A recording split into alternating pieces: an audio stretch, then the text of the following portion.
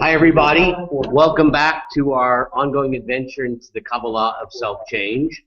And we skipped a week because of my traveling from the land of Israel back to here. So welcome back. It's nice to see people after a couple of weeks hiatus. And of course, now we're broadcasting from the holy city, or I should say the sacred city of Sacramento, instead of the Holy Land. Yes. And we actually have now a live audience. Or everybody alive here? Mostly alive, okay. And then we have the alive people, virtually alive, or whatever, that are here on the internet, and very happy to see them. So what I want to do now is a very quick review of what we discussed last time, and then we're going to move on. That means that we're going to have to use the source sheets which were distributed last time we met. I don't know if you happen to have those with you. We don't have a next section. Okay, so you'll share. And then we will move on, and there's a new source sheet. So the source sheets that say part 3 on them, that's for later today. Right now we're actually on the source sheet that says part 2. Okay. What we started to talk about last time is our ability to be able to affect and impact on the world around us. Now, on a deeper level, that's because of the fact that we're connected, we're interconnected with the world around us. And we talked about that connection being in 3 sort of concentric circles. The first level of being connected is in the most superficial level, even though it's not really superficial, it's of great importance. And of course, today is Motzei Tu Bishvat, so it's a very good time to talk about this level of connection. We have as a participant today, Rabbi Baruch Rock, who's actually, no joke, one of the world's experts on environmentalism and Judaism, and his wife are internationally known activists in this issue. So Rabbi Rock, really welcome aboard. He's a student and a friend and a wonderful person, and just in love with his family. Just amazing people, known for many years. In any case, so the first level is our ability to impact upon the world around us in the most physical level. That is, we can build dams, we can chop down trees, we can take care of the environment around us, the notion of stewardship, environmental stewardship. So that's on the most, I would say, physical level in terms of our ability to impact on the world around us. We talked all about, this is a review, we talked all about this last time. A wider circle of our ability to impact on the world is not on the physical level, but a spiritual level, but it's somewhat focused, and that is, we take a glass of coffee, here, a cup of coffee, and this used to be just something physical, and by our making a blessing over it, and then using the energy, or whatever that caffeine is called, in order to be able to learn Torah better. I already made the blessing. I don't think otherwise. So then, this is not just a cup of coffee now, but it actually has become a vessel for a kind of divine flow. There is a kind of sanctity which is bestowed upon that cup of coffee. And from a Kabbalistic point of view, we don't mean that in a metaphorical sense, but we're actually impacting on the source of the divine energy which is coming to being. And for those of you who have learned Tanya with me in the past, you're familiar with this idea that divine energy flows into the world in kind of different circuitry. And when one uses an object for a mitzvah purpose, so the circuitry that one is causing divine flow to come into that cup is actually elevated to a higher level of holiness. Okay? So that's a second level of impacting. The highest level is our ability to actually control things which aren't so micro and focused, but our ability to, in fact, impact upon the entire world around us. That, you know, there's this, I don't know why this occurred to me, but there's this terrible expression, you know, what goes on in Vegas stays in Vegas or something like that. From a Kabbalistic point of view, it's completely the opposite. What goes on in Vegas impacts upon the cosmos, Vegas cosmos. Okay? We do something here and we think it's local. It's not true. That the whole world, the whole universe is being impacted by every single thing that we do. Okay. Then we talked about, this is all review, believe it or not. You apply that to thoughts. Yes, absolutely. Even thoughts, even something that you think is impacting upon the whole nature of the universe. We'll talk more about the implications of this. The implications of this are both frightening and empowering. Okay.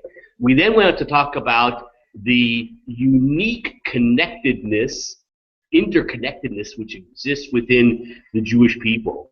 We talked about the fact that the Talmud mentions that there were great righteous people that existed in the past, great scholars that could have been the Messiah, but they weren't. Why? Because we're so interconnected that if the rest of the Jewish people aren't up to speed, as it were, that it actually brings down the spiritual stature of that particular individual. We're all interconnected. We talk about that beautiful teaching in the Talmud Yerushalmi that says, how can we possibly avoid feeling resentful to somebody who harmed us, or to avoid getting vengeance, which is, those are both prohibitions in the Torah, to take revenge or to feel, even to feel resentful is forbidden in the Torah. But they're natural emotions. How do you avoid doing that? So the famous example that Talmud gives, imagine a butcher cutting a piece of meat and then he actually slips and cuts his hand. Would he then take the knife out of that hand with his other hand, the hand that was cut, and the hand that was cut would slice the hand which wasn't cut in order to get vengeance? Just like that's completely absurd because he's just cutting himself. So too, that the Jewish people are profoundly interconnected, and the notion of harming another Jew to pay him back or her back is just as absurd as one hand cutting the other in order to get vengeance. This interconnectedness which exists into the Jewish people. Now, the last point that we touched on in exploring this idea is the unique nature of the Jewish nation as opposed to other nations. Now, you have to be careful with this. I am not a racist. I am not. I don't know why. Because you make me feel guilty when I look at you. Okay. But what Rav Kook explains based upon the Kabbalah, and I think people can understand that part of what I'm going to say, and that is that nations are arbitrary. That is, the fact that there's something called France, there's nothing organic which makes the French nation the French nation. It happens to be that a certain number of people happen to be located within certain physical boundaries at a certain time, and as a result of certain historical events, organize themselves into a politically expedient entity called France. But there's nothing which is organic about that. And the proof, of course, is if you take a French person and you put him in Sacramento, it's not going to take very long, especially the next generation, in which the notion of being French is some kind of distant memory. You know, for most people who have been in America, for instance, over a couple of generations, you ask them what their ancestry is, it's some, well, I'm not really sure, kind of like American Indian and French on one side and whatever. You know, it's just some lingering, doubtful ancestry which is completely irrelevant to the person for good reason. And of course, the irony is not really ironic, is that the same holds true if we have an American identity. The only thing that makes us American is the fact that, again, because of political expediency, because of historical circumstances, we happen to be living here. It happens to be a great country, but it is an artificial construct. This is not true of the Jewish nation, as Rav Kook explained. The Jewish nation, and history proves this point, the Jewish nation exists independent of the historical circumstances necessary in order to keep a nation intact. We're dispersed throughout the world. We speak different languages. But somehow we maintain some kind of organic sense of wholeness in spite of that.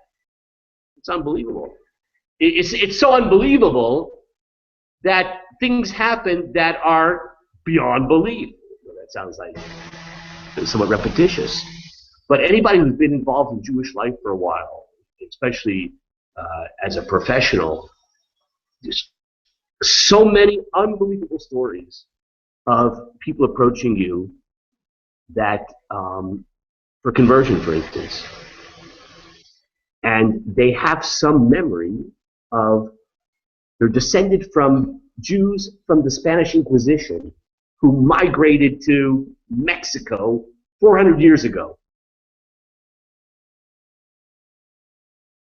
There is no natural way to explain why there should be any connection 400 years later to the Jewish nation, and then that little tiny spark becomes inflamed again and the person wants to become a full-fledged member of the Jewish nation to reattach themselves.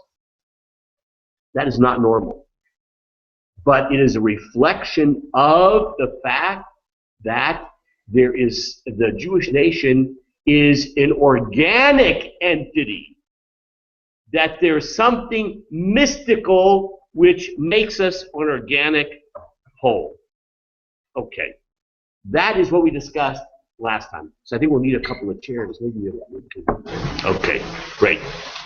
Now what I want to do now is to explore a little bit further the implications of this notion of interconnectedness. So those of you who have part 2, the sources here, we're going to read a few sources here. I want to discuss a little bit further this notion of the interconnectedness between us and other Jews and us in the universe. Dale had asked just a moment ago, does this ability to impact even extend to something which seems as subtle as thought? So just for you skeptics out there, not everybody has the Hasidic tendencies that some of us have. We're going to take a look at the most famous, relatively modern, non-Hasidic expression of a Kabbalistic worldview. Let me just explain what I just said. A lot of people think mistakenly that one of the divisions between the Hasidim and the rabbis, especially in Lithuania, like the Vilna Gaon, that were opposed to the Hasidic movement, is somehow the Hasidim were based on Kabbalah, and the Lithuanian non-Hasidic Orthodox world was against Kabbalah. God forbid. Everybody bought into Kabbalah. Everybody. Except for the Rambam, but he was dead. Okay.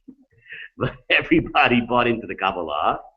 The great Vilna Gaon, who was the arch opponent of the Hasidic movement, his chief disciple was Rabbi Chaim of Volozhin, who founded a very famous yeshiva in the town of Volozhin, which Rav Kook actually studied in many years later. This Rabbi Chaim of Volozhin wrote a book called Nefesh HaChaim, the Soul of Chaim. It's called the Soul of Chaim for a very simple reason, because the author's name was Chaim. And this is a profoundly Kabbalistic book. It's kind of the non-Hasidic equivalent of Tanya. Just like Tanya is a fundamental portal to understanding basically everything based upon a Hasidic worldview, so too Nefesh HaChaim does the exact same thing, but not through Hasidic eyes, but definitely through Kabbalistic eyes. So let's see what he has to say. This is on page 3 of the source packet, which is labeled source packet number 2. Okay, let's hear what the Nefesh HaChaim has to say. This is the following. Let no one, just listen, let no one say to himself, God forbid, what am I? And what power do I have to affect with my lowly deeds any matter in this world? In truth, he must understand and know and firmly establish in his mind and heart that every detail of his actions, speech, and thought at every moment are not lost. How mighty are his deeds, and how great and lofty, for each one ascends according to its root, to cause its effect in the highest heights and supernal lights. Did you absorb those couple of sentences? You know, I would like to throw out a suggestion. You know, these packets, which are all online, you know, if you don't have them right now, you can easily download them, be in touch with me, and I'll make sure you get them. These are those kinds of things that you should put on your refrigerator door, or, you know, print up a little, write them down on a little note card and stick in your pocket and look at it 5 times a day. These ideas will change your life. If a person can absorb the idea that every action, every speech, every thought is creating effects throughout the universe, you live a different life. Now listen to what Rav Kook. Now that's not right. That's Rav Chaim of Volozhin saying that. It is not it's not the Lubavitcher Rebbe. Yes. So speak real loud, okay? And I'll try to repeat like your question. Whatever we think Mm-hmm. and whatever we do has an impact on the greater world. Yes. Beyond the nation of Israel. Correct. The cosmos. Yeah, that's far away. Okay. So Tara was just, yes. So when you said earlier, Yeah. There's a special connection within the Jewish people, but it's not limit. okay, Yeah. that revenge is like if you cut yourself and you take your cut hand and you cut your other hand out of revenge, that's also it. Yes. Okay. Now listen to this. Listen to this. Now Rav Kook. How wonderful is the ethical outlook that derives from this sense of great responsibility. The responsibility for all existence, for all worlds. You know what he's saying here? One implication of this is an incredible sense of responsibility. You know, we used the term stewardship a few minutes ago, but we used it in the way that it's used in the environmental community of ecological consciousness and responsibility. But according to Kabbalah, we have to have a sense of stewardship in which we recognize that every thought, speech, and action that is part of our being is impacting upon the very fabric of existence in the most global and cosmic sense possible. How's that for a sense of responsibility? How is that for a demand to be ethical in the highest possible sense?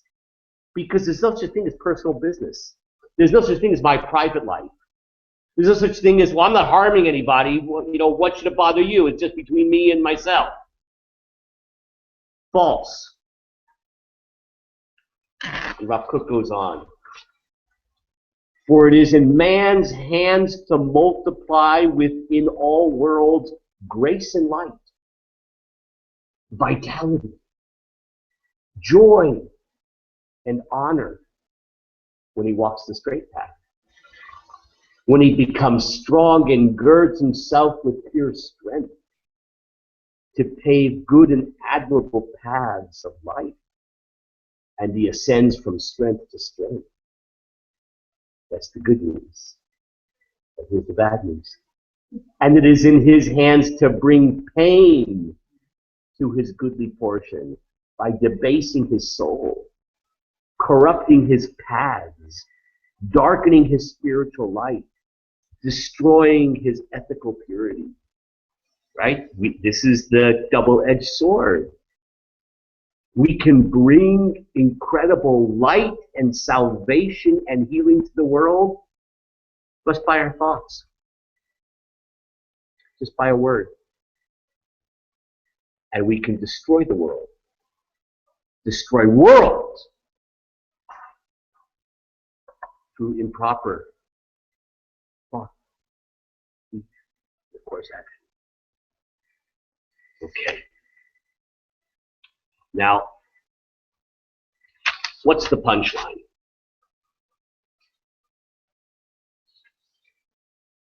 Listen to this next passage from Rav Kook again.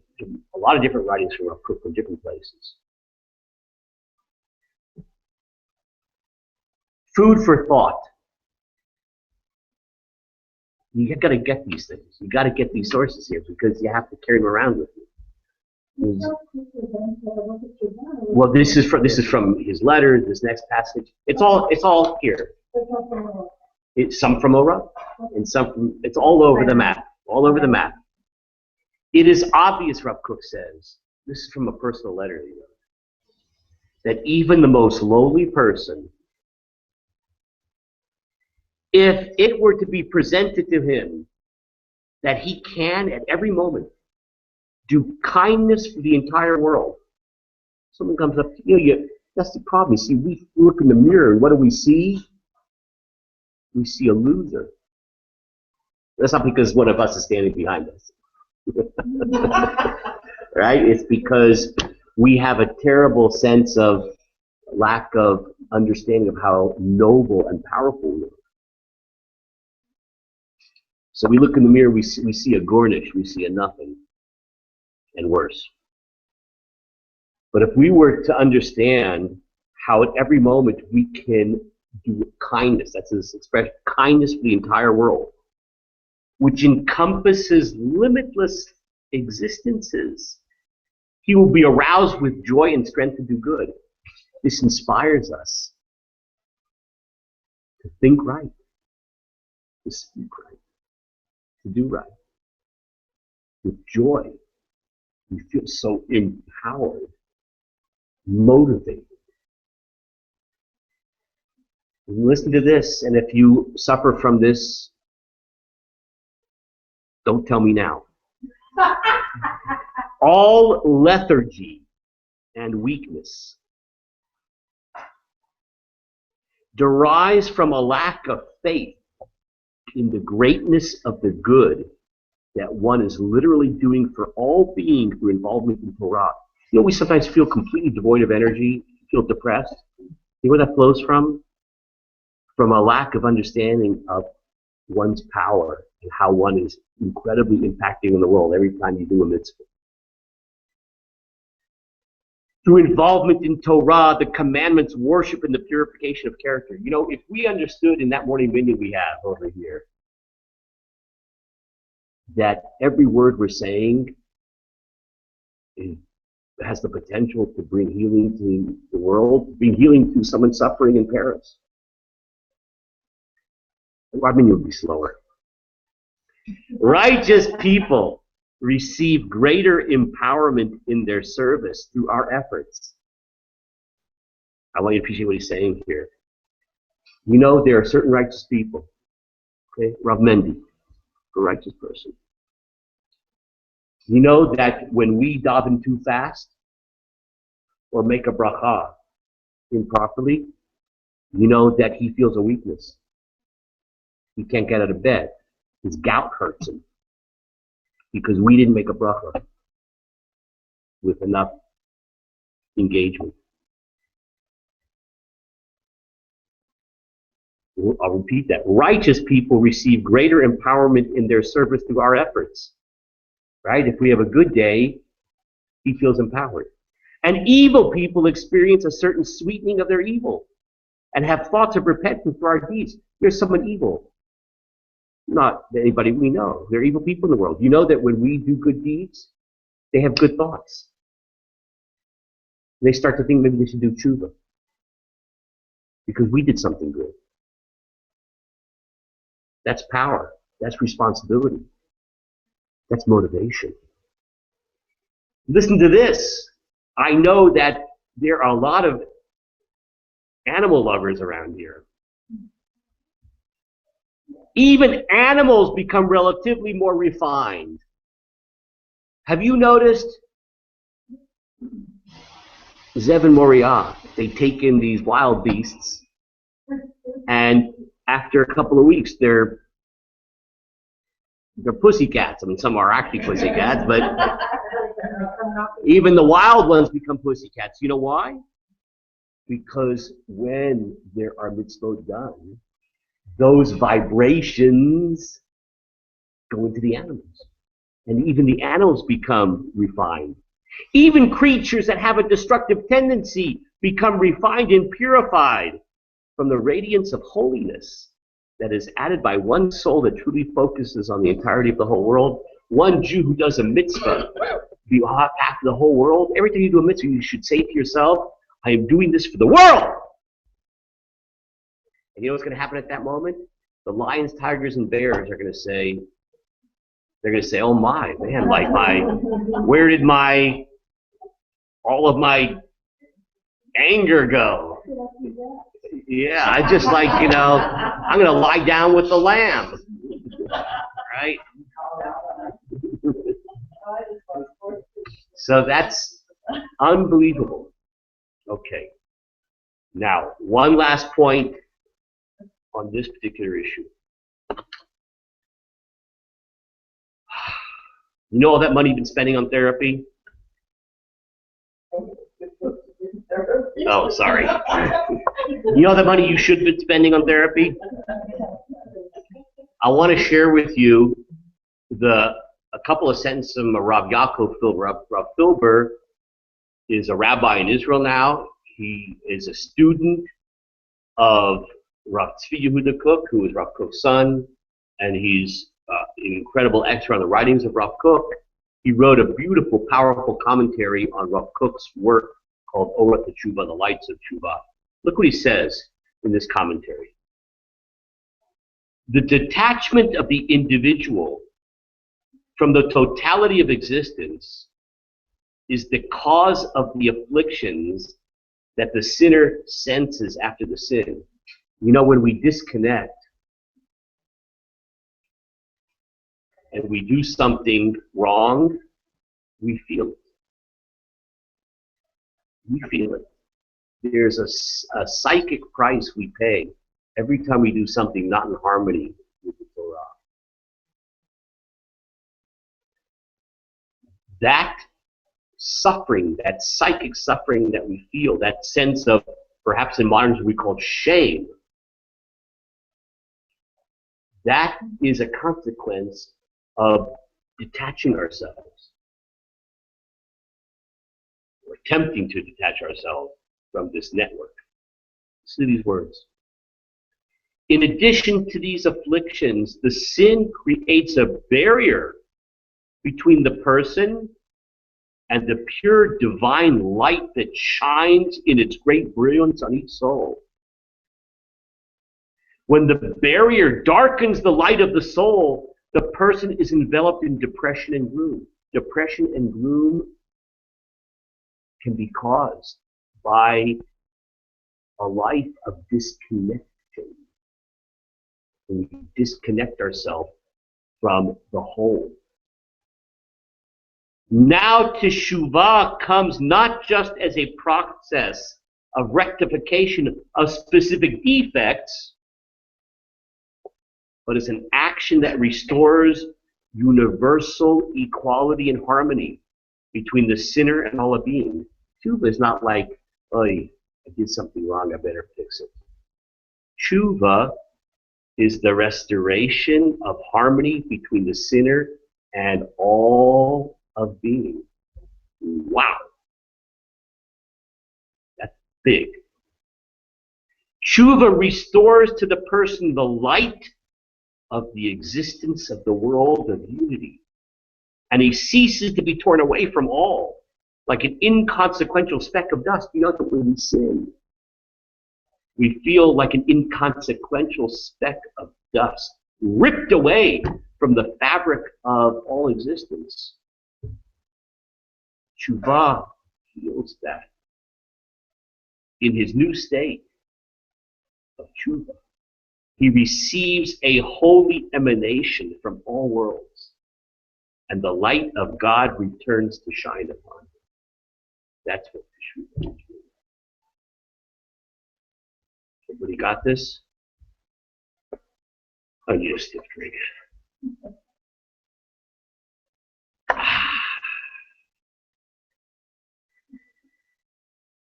See, don't let this just be intellectual. You have to, like, read these things every day, multiple times. You have to sink in. Okay, now we're moving on to the next source sheet. Okay. I hope some of you have it out there. This is the Kabbalah of Self-Change, Part 3. Everybody ready? Okay. Tshuva even will take care of that.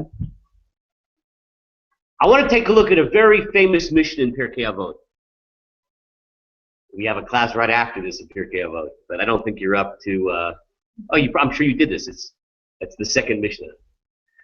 Very famous. Al Shlosha Devarim Ha'olam Omeid. The world stands on three things: Al HaTorah, Ve'al HaAvodah, Ve'al Gemilut Chasadim. Okay, on Torah, worship, and acts of loving kindness. Now, those are all three good things, but I want you to appreciate the claim of this Mishnah. This Mishnah is claiming, just like if you were to have a stool, I do not recommend a two-legged stool. A little shaky. Right? The middle number of legs you need to have in order for the stool to be solid is 3. So when the sages thought about what are the 3 legs that the world stands on, though there must be something profoundly fundamental about those 3 things. Not just like, okay, I'll pick out 3 mitzvahs. So in the next couple of minutes, we're going to understand what those 3 things are: Torah, Avodah, and Gemilut Chasadim. And then we're going to focus deep on one of them, in an area that unfortunately is ignored. In order to get an insight into the significance of those 3 things, we're going to learn a passage in the Gemara. Really interesting passage in the Gemara. It's a fight between a bunch of rabbis, not this kind of fight, a dispute about what is the most important part of the Mishnah to study. You know, the Mishnah is divided into 6 different orders. Shisha, Sidrei, Mishnah. 6 orders. So let's read what the Talmud says. Amar Rabbi Yehuda, Hai man debai lemahave chasida l'kayim milei nizikin. You want to be a pious person? So you know what you should get involved in? The part of the Mishnah which deals with torts, damages. You know, like lawyers deal with. Someone drove their car over my lawn kind of thing. Okay? Torts, damages. Rav Amar, no, I disagree, Rava says. Milei da Avot. He should learn the tractate of Avot. Pirkei Avot. Right? That the next class after this in a few minutes. But Amrei La, some people say no. Milei de Brachot. Learn Masechet Brachot. Deals with blessings. What kind of dispute is this? One rabbi says, learn Nizikin, tort law. The other rabbi says, you should learn Avot, tractate Avot. The other says, no, learn the laws of blessings. So I want to take a look at one of the most famous commentators on the part of the Talmud that doesn't deal with Jewish law. You know, most of the commentators on the Talmud, they don't really talk about the parts of the Talmud that don't deal with halakha. Don't ask me why, but they don't. So there was a great rabbi, the Maharsha. He's one of the few commentators that he wrote a whole commentary on the Agadah, the non-Jewish part of the Talmud. And he's going to explain very deeply what that dispute is about. Right? Should you learn tort law? That should be your focus. Should you study Pirkei Avot? That should be your focus. Or Brachot, laws of blessing. It says the following. A person's goodness is divided into 3 realms. With regards to God, with regards to other people, and with regards to himself. Our world is divided into these 3 categories. To use a little bit different terminology, people are probably used to the idea of our responsibility divided into Ben Adam Lamakom, the relationship we have with God, Ben Adam Lamakom, and Ben Adam Le, help me out, Chavero, our responsibilities to another person. That's the typical kind of way we divide up Jewish law, between God and us and between human beings. Marsha says, that is not quite true. There is a whole another element, and that's called Ben Adam La'atzmo, our relationship with another entity that we often forget about. You know who that is? Me. Ourselves. Now he takes this and he explains that dispute in the Talmud. Rabbi Yehuda said that if you want to be a good Jew, you should study Nizikin. Because you know what Nizikin is all about? That's about interpersonal relationships. That's what Torah law is. Getting along. The other rabbi says, no, avot. Because what is avot about? Building character. That's relationship with yourself.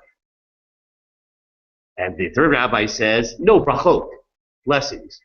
That's the relationship with God. So now we have a fundamental insight. Do not divide up the whole Torah into these two categories of my relationship with God or my relationship with people, but three. Relationship with God, relationship with people, relationship with myself. Now go back to that Mishnah in Pirkei Avot. What does it say? The world stands on three legs. What are they? Torah, Avodah, and Gemilut Chasadim. So let's work backwards. Acts of loving kindness. What is that referring to? The way we relate to other people. Avodah, worship. What's that? Our relationship with God. And Torah is our internal development. Okay. Now, I mentioned that most people tend to divide up Jewish law into just these two categories. Ben Adam Lamakom, relationship with God, and Ben Adam Lamakom, relationship with other people. What gets little attention is the whole internal dynamic. We unfortunately leave that to psychotherapists. But see, that's the real reality. I'm going to say something a little personal, do you mind? It's not about me, it's about Dale. No. It's about all of us. You know, you look around the room, or you look on the internet over there, and there are two realities going on simultaneously. There's the visible reality, right? All these handsome people here, and everybody's nice and intelligent, and all these kind of things, okay? And pious and all that. But can you imagine if we had the ability, by the way, Moria does have this ability, to actually know what everybody is thinking and feeling at every single moment, as we're all being very proper and pretty at this moment? That would be frightening. But the real reality is that reality.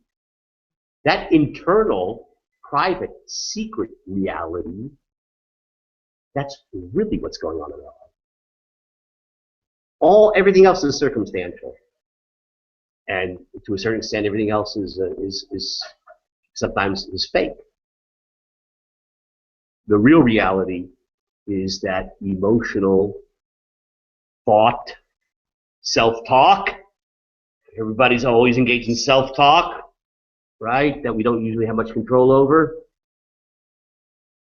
All of the anxieties that we're dealing with, all of the impulses that are out of control, that's the real reality.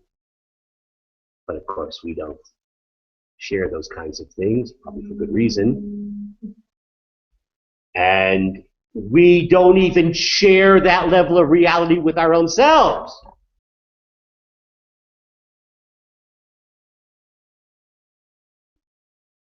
So these three parts of the Torah, our relationship with God, you see, that to a certain extent, at least on a superficial level, You know, are we davening? Are we making the blessings? You know, we keep kosher, you know. Okay. Our relationship with other people, you know, you've been sued lately? Did you sue someone lately? You know, you step on someone's toes late. Okay, whatever. Those are aspects of Torah which are, relatively speaking, measurable, more in the open. But what about that inner, lower aspect of the iceberg? That Bein Adam L'Chaveiro, our relationship with ourselves. What's really going on? I feel the same way. That part of Torah needs profound attention, but people don't, they ignore it. They even ignore its existence because it's just too hard, too sensitive, too complex, scary. But look at the perversion. That's the real reality of who we are. And everything else is the show.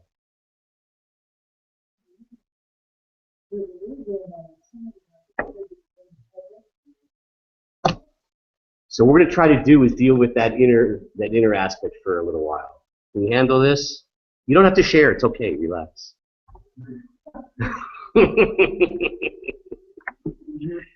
Let's start this adventure. There's certain things we have to know in order to function in terms of the great area of Torah, Bein Adam La'atzmo, between a person and himself. And let's start out with a pasuk in Kohelet, right, in the biblical book of Ecclesiastes. It says the following. Re'eh ze matzati asher asa Elokim et ha'adam yashar. You know what? The wisest of men said, I finally realized on a profound level that God made us yashar. What's yashar mean? Straight. God made us yashar. Now, it happens to be that there's another few words in that verse. Vehema vikshu cheshbonot rabim. But God made a person yashar, but they screwed themselves up. Okay? But they have sought out many schemes. That's the literal translation. But I want to focus on the first part of that pasuk. That God made us yashar. Listen how Rav Kook talks about this. And again, these are the kind of things you have to put on a note card and read it 10 times a day. Man who is upright were yashar. That's Rav Kook's word. Ha'adam ha'yashar. That's the word from Kohelet. Yashar. Yashar is good. It's good to be yashar. Must have confidence in his life. He must believe that his personal life and feelings incline to the upright path by the very nature of the root of his soul. To put in simple language, you know what this is saying? You know, we have to believe, not just cognitively think or hear, but believe. You know, believe means deeply, deeply integrated into the way we think and feel. We have to believe how good we are. We are good.